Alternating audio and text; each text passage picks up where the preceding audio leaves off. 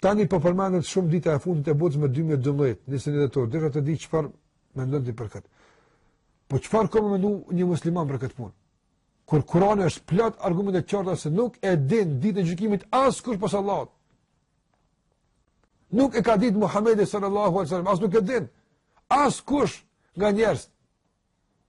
Çu ka mundësi me ditë disa njerëz që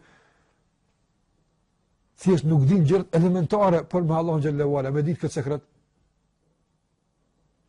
Njëri më i afërt i Allahut xhallahu ala, Muhamedi sallallahu alaihi wasallam nuk e ka ditë.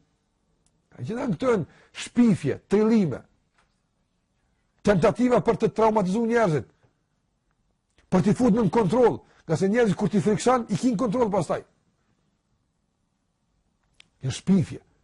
Është haram me i besu kësaj. Madje, kush beson se do të ndodhë 2012-ën, kiameti, kjo anë që është musliman, mundet me i kushtu, mos me konë më musliman, me dalë për feje.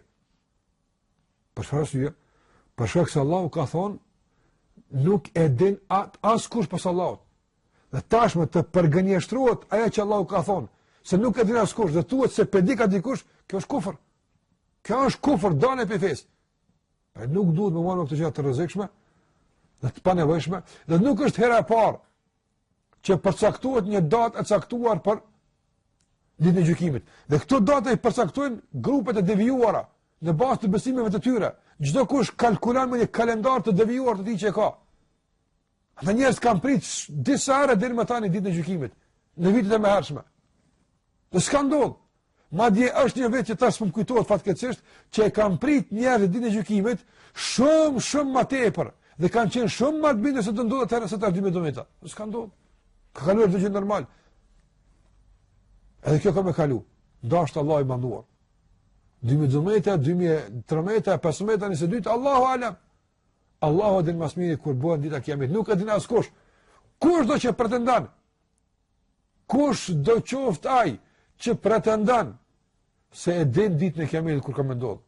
Apo e kalkulon mënyra të caktuara dhe pastaj rezultati i këtyre kalkulimeve i del një vit i caktuar.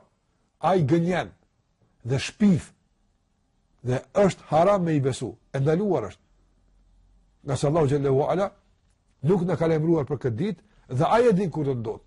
Ka shenja që ndodhin para saj, po ka ndodhi, ka ngjarje, por saktësisht nuk mund të dim kur, se kur ka vendosur Allahu i manduar që të fillon dita